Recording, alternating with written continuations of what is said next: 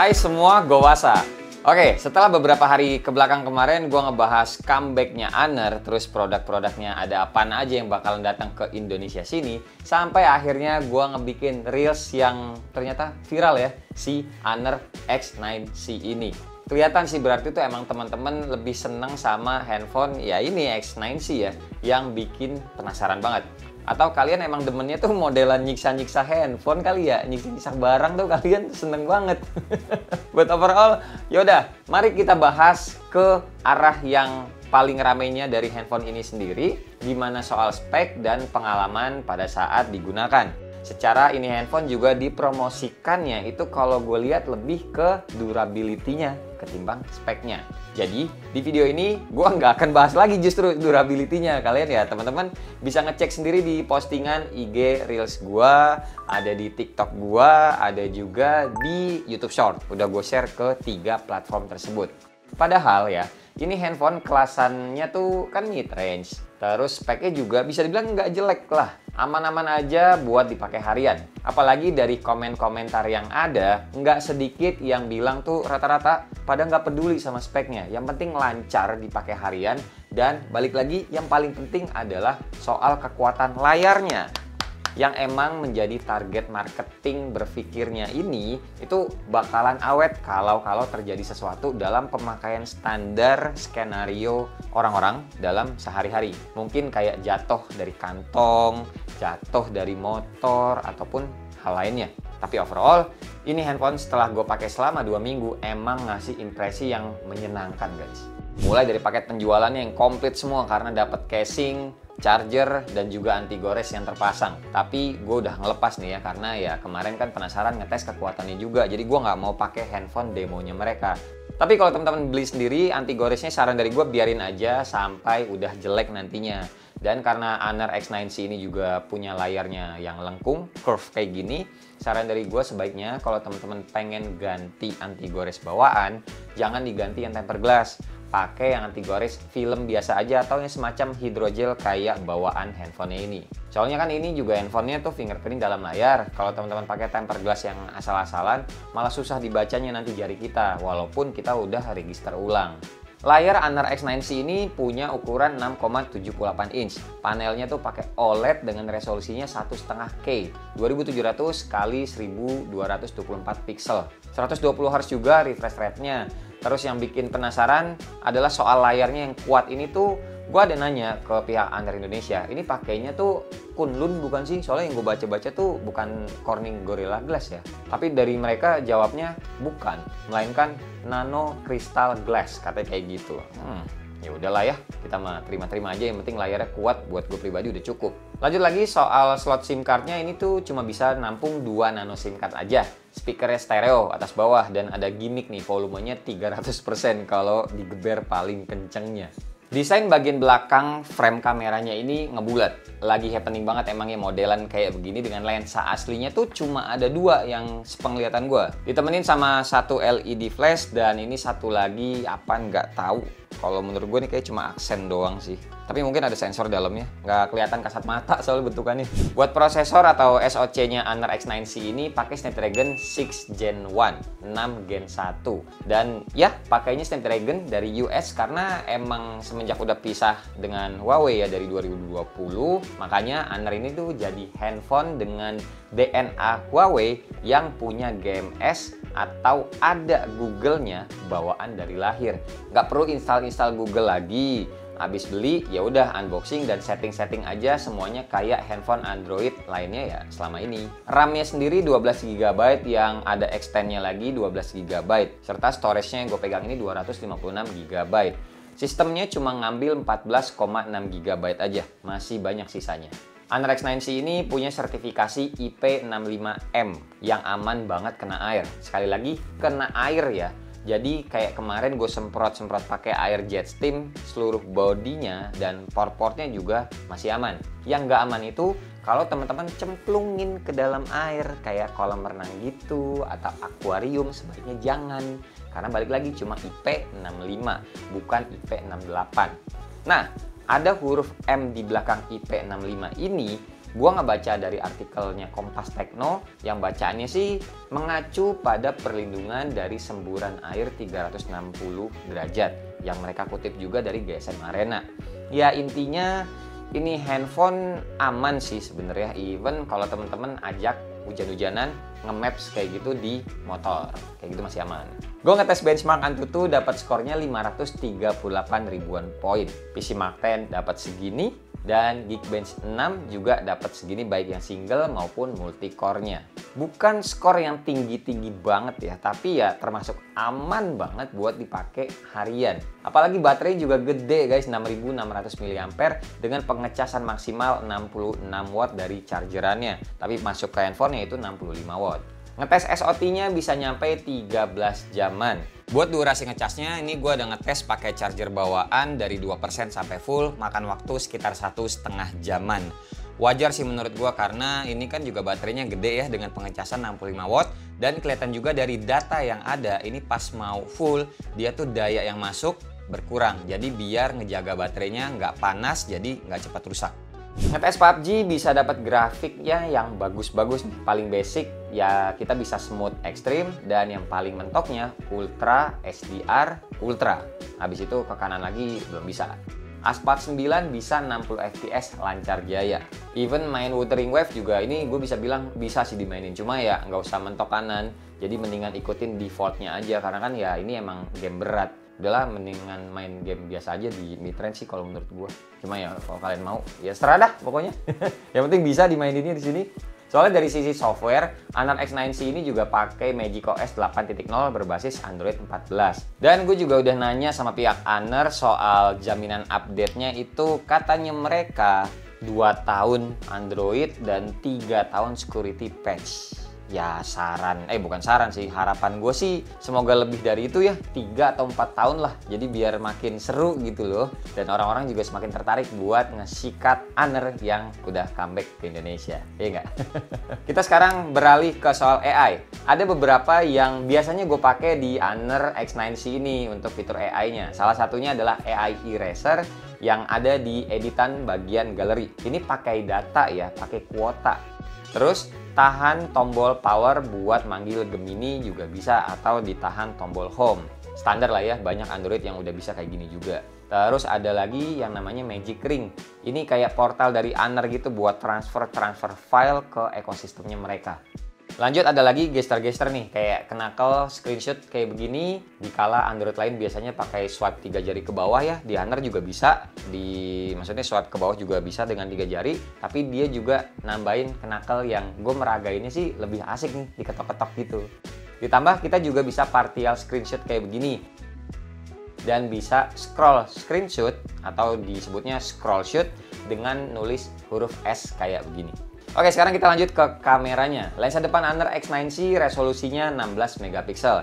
Di sebelahnya ini ada sensor anti flicker sama sensor temperatur. Lensa belakang yang utama resolusinya 108 megapiksel ultra sensing kamera. Ada OIS plus ACE-nya juga, ditemenin sama lensa ultra wide 5 megapiksel. Dan untuk UI kameranya seperti ini guys.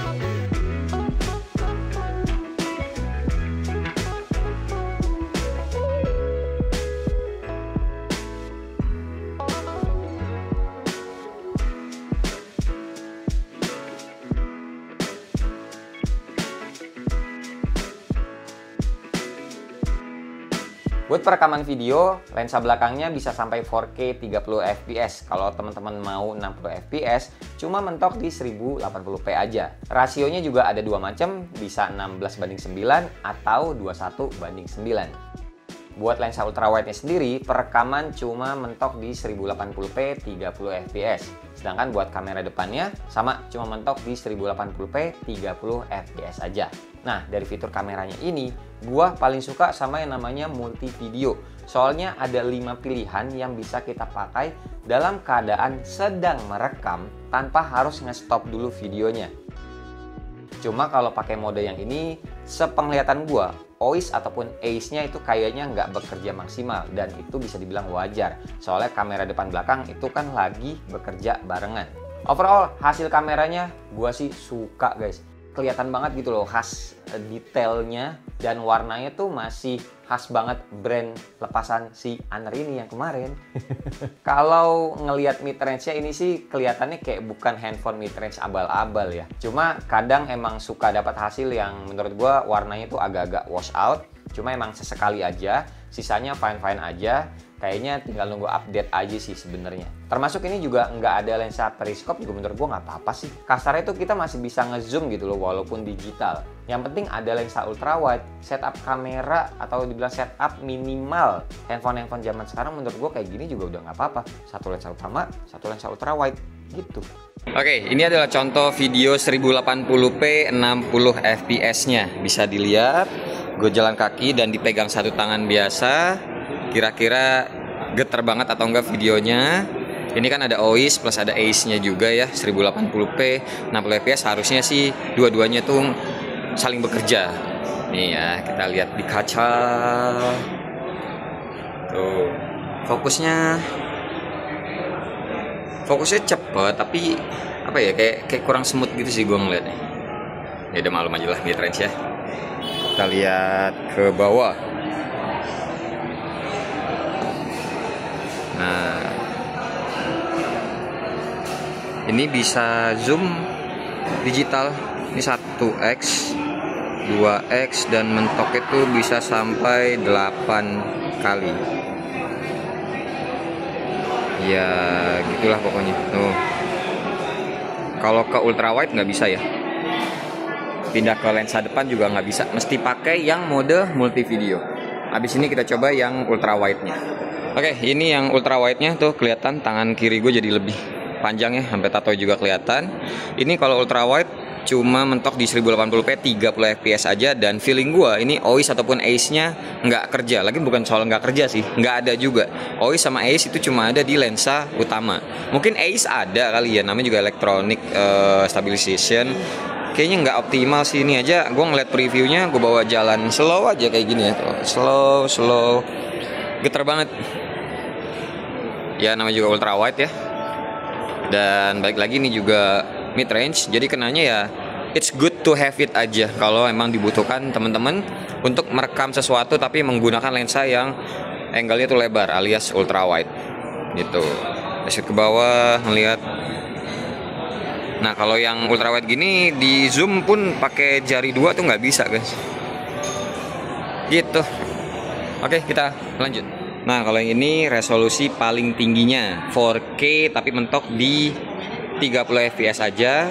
Dan ini yang di rasio dari tadi ya, pokoknya dari tadi gue cobainnya tuh yang rasio 16:9, bukan yang 21:9. Kayak begini di bawah jalannya.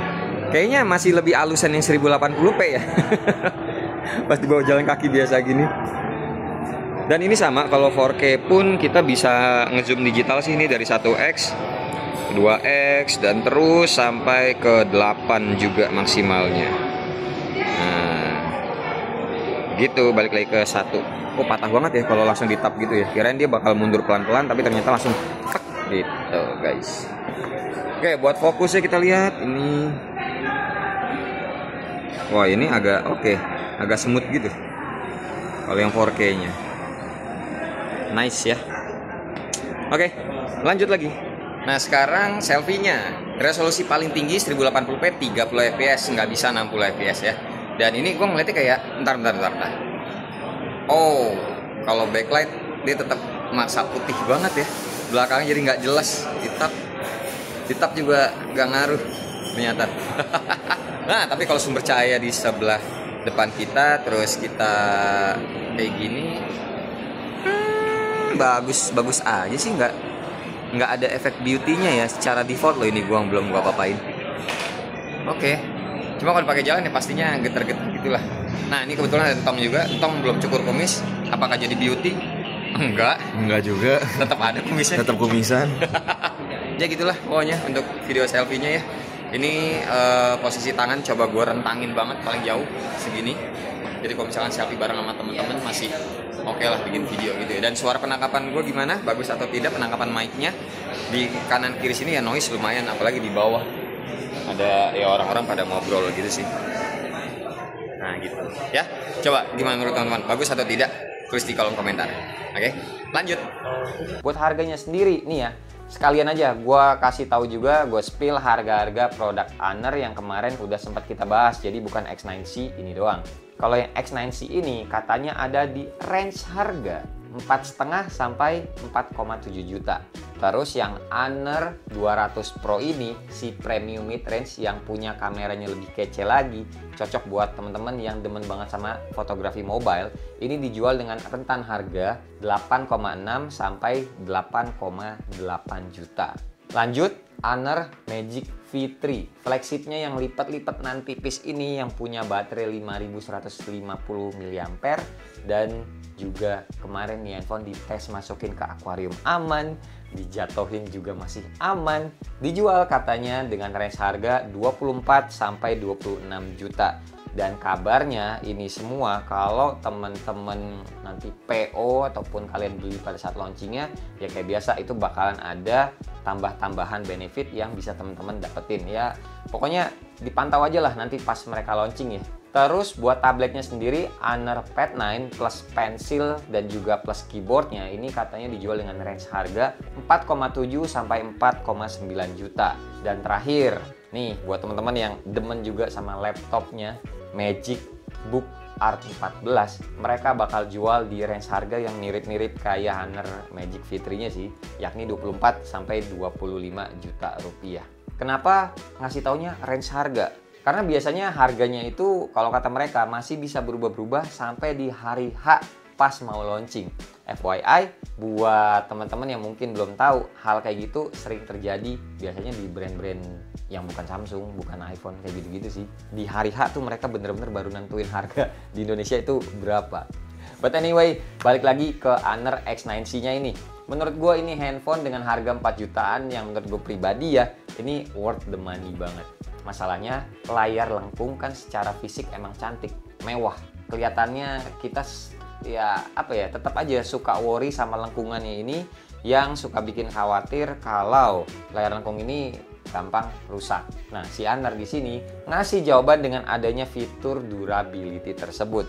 Terus juga ada IP65M, bisa diajak basah-basahan hujan, performa juga oke, baterai juga oke, ngecasnya juga mantep, kamera juga nggak jelek loh segini, malah bisa dieksplor lagi dan dapat garansi pastinya setahun. Nah, soal gimana pelayanan garansinya atau after salesnya, kita sama-sama pantau aja ya. Soalnya kan mereka kan baru juga nih comeback ke Indonesia. Logikanya mereka tuh harusnya lebih manjain dulu nih para loyal customer di batch-batch awal kayak begini buat dapetin respon positif yang nantinya akan kesebar ke orang lain dan akhirnya orang lain tersebut bisa ikutan pakai Honor juga. Make sense kan? Dan yaudah, paling segini aja video kita kali ini, experience gua menggunakan Honor X9C. Untuk produk lainnya, gua bisa mulai dari sekarang sih setelah nyobain X9C ini dan setelah syuting ini. Kira-kira next videonya kalau teman-teman boleh gue minta komennya, lebih penasaran produk Honor yang mana dari kelima yang tadi, tulis di kolom komentar di bawah biar kita bisa diskusi bareng. Oke? So, terima kasih buat teman-teman yang udah nonton dari awal sampai akhir. Sampai ketemu di video selanjutnya. Bye-bye. Cheers.